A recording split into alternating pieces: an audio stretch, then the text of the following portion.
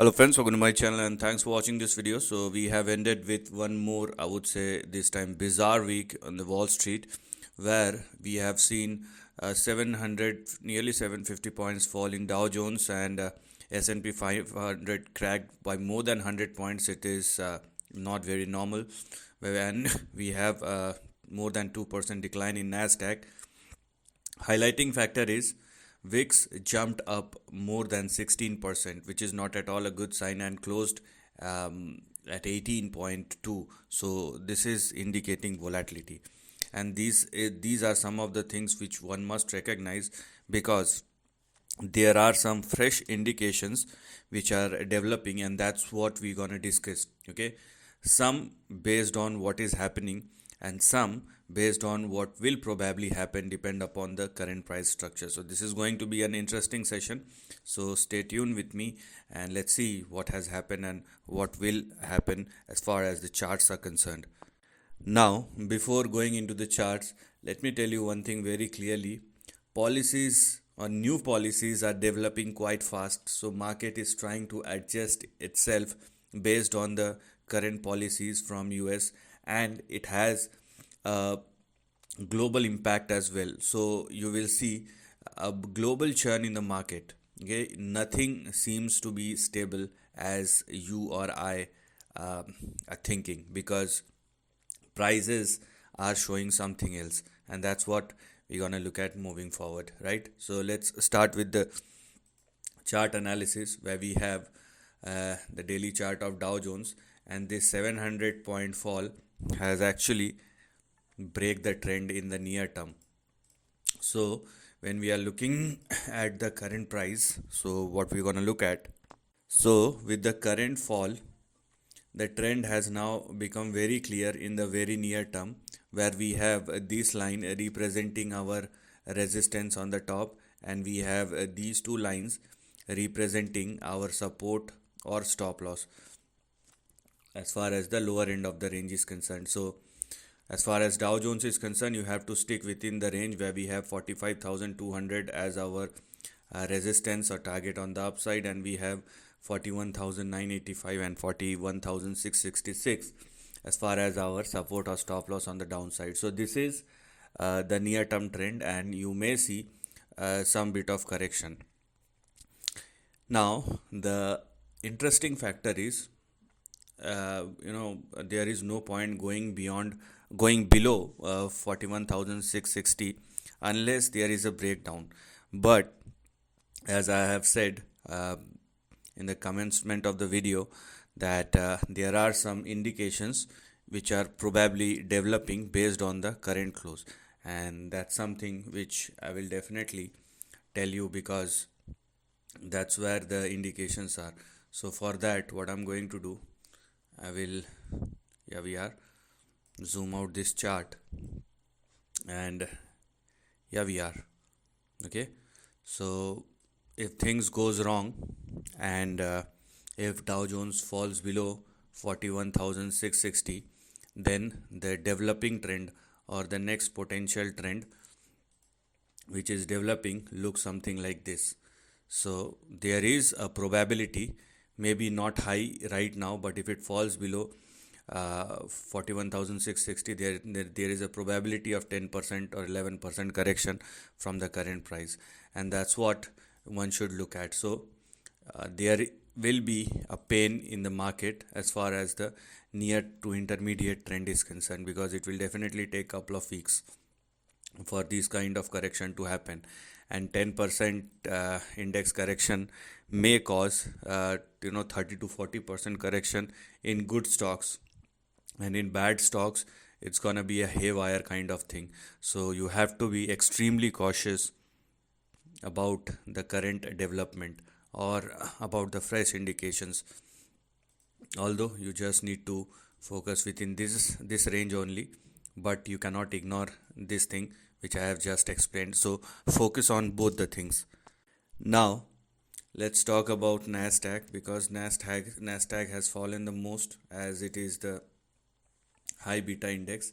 Now this is the price chart of Nasdaq. Eventually, with this current crack of more than 2%, it started moving down. Okay, so these two lines are indeed working as the two big resistance as far as Nasdaq is concerned, where we have our resistance at or in between 20,134 and 20,295 or 20,300. So unless we have a breakout, a potential breakout at or above these two levels, you cannot go for an upside. And what we have on the downside are these two potential support and stop loss. So with this current move, if it continues, then in Nasdaq you will find your next probable potential support or stop loss in between 18,827 and 18,600. So this is something which is developing. Let's try and find out if there is anything else apart from that which one should look at moving forward. So yes, there is something even below 18,600, and here we are. In this case, if there is any big indications and if Nasdaq falls below 18,600, then the next big support may push Nasdaq somewhere in between 17,300 and 17,800. So technically here also 8 or 9% kind of correction is probably on the cards, depend upon how the price will move. So market is, or both the index is clearly giving you a signal that 8 to 10% correction on index level is something which one cannot ignore. Whether it will happen or not, that's a different question, but at least indications are there. Now let's talk about S&P 500,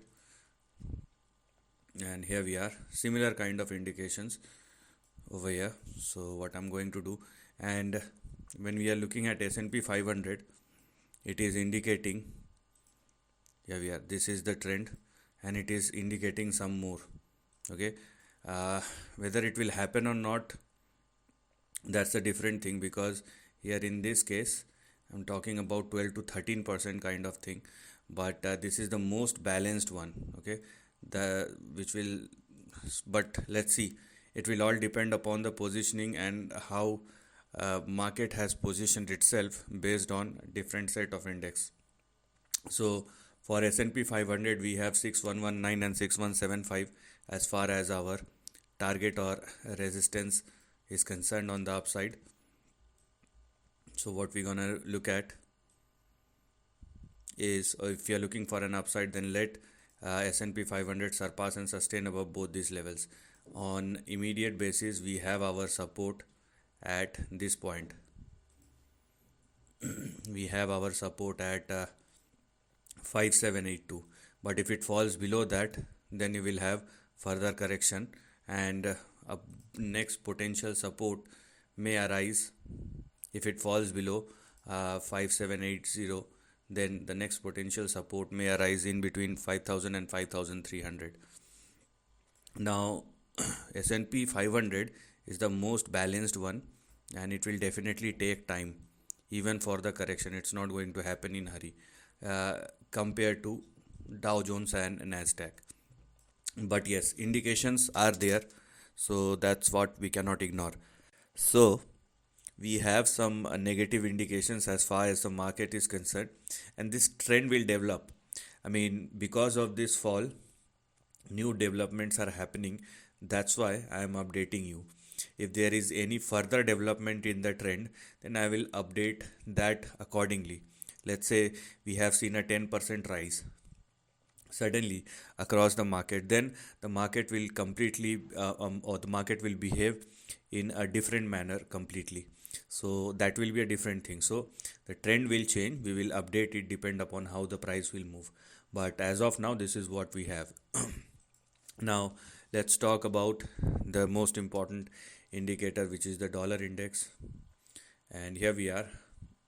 Dollar index, I'm not going to say that it's in a very strong foot, but at the end of the day, it is not giving up very easily. That's the most important thing. But it is well within the grip, or well within the range. So technically it looks range bound, but these two lines represent the current range where we have 105.9 as our support and stop loss, and resistance at 107.5. So here technically you should leave the range, and if you want to predict the move, or if you want to forecast the move, then either let the uh, dollar index either surpass 107.5 if you are looking for an upside, or let it fall below 105.9 if you are looking for a downside. So this is something which we are going to look at right now. It is in a range bound kind of scenario. So let's stick within the range, and probably do not try to judge these kind of range, because we are talking about a currency, and multiple factors may play out accordingly.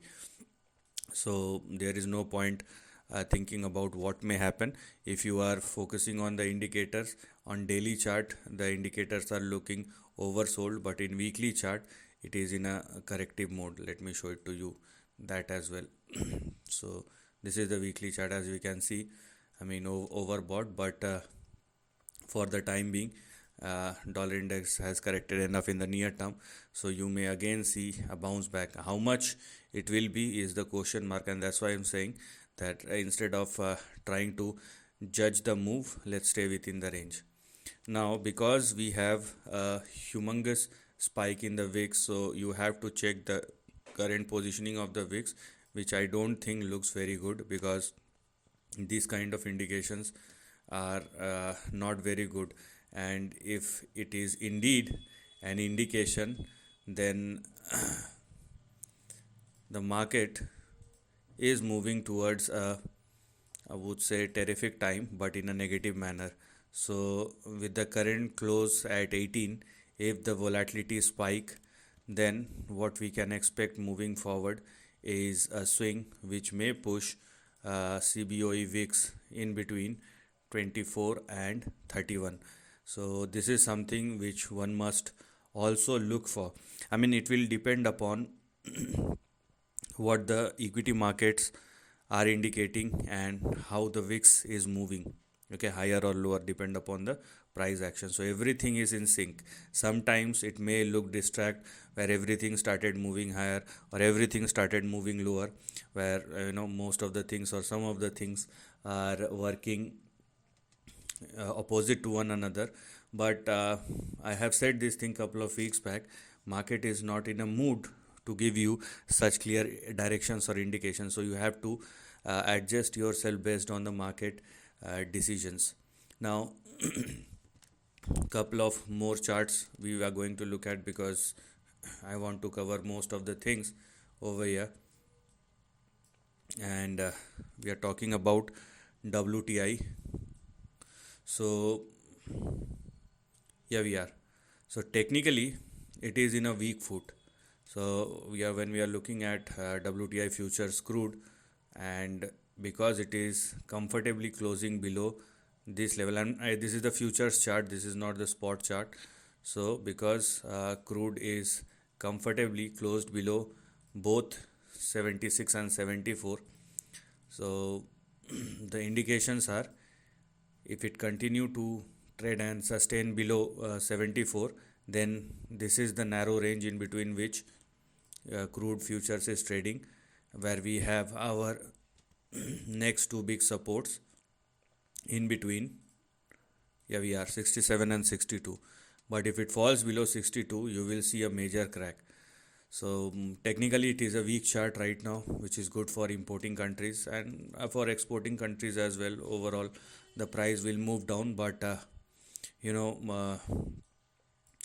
because we have lots of things going on across the globe as far as geopolitics is concerned, so this is one of the sensitive thing which may impact the market and economies big time. Right now it is indicating a downside, and that's why I'm talking about 67 and 62. But we will take one step at a time. What happens below 62 or at 62 or 67, that time will tell, or let the price move, then we will decide. Last but not the least, we will talk about the Bitcoin, and let's see what the Bitcoins are. I mean, as of now, the chart looks very good, although it's not moving higher, but it's not falling down as well. So basically, you should look at or focus on these two levels, which are our support and stop loss, till we have a fresh up move. Okay, so we have our support and stop loss in between 73,000 and 68,000. If it falls below these two levels, then you have to be a bit more worry. But even if it consolidate and correct till or in between 86, 68 and 73, it won't be a very bad thing. Yes, the indications are it may correct further or it may correct from the current position, but it depend upon how you think and what you are thinking, and what's your perspective as far as Bitcoin or overall crypto market is concerned. We have huge amount of volatility, which will not only impact one part of the market but the overall market as well. So net some fresh indications are developing which we cannot ignore. I mean, based on the price behavior and based on the trends, we have to develop ourselves. Market is not going to develop uh, what we think. We have to develop our thinking based on the market behavior and momentum. So uh, I would say you have to be a little bit cautious. It's not going to be extreme cautious, but you have to be a little bit careful or stay careful with the current behavior or current price action in the overall market going forward. Then we will see how the market is behaving. So this is the end of the video. Thanks for watching.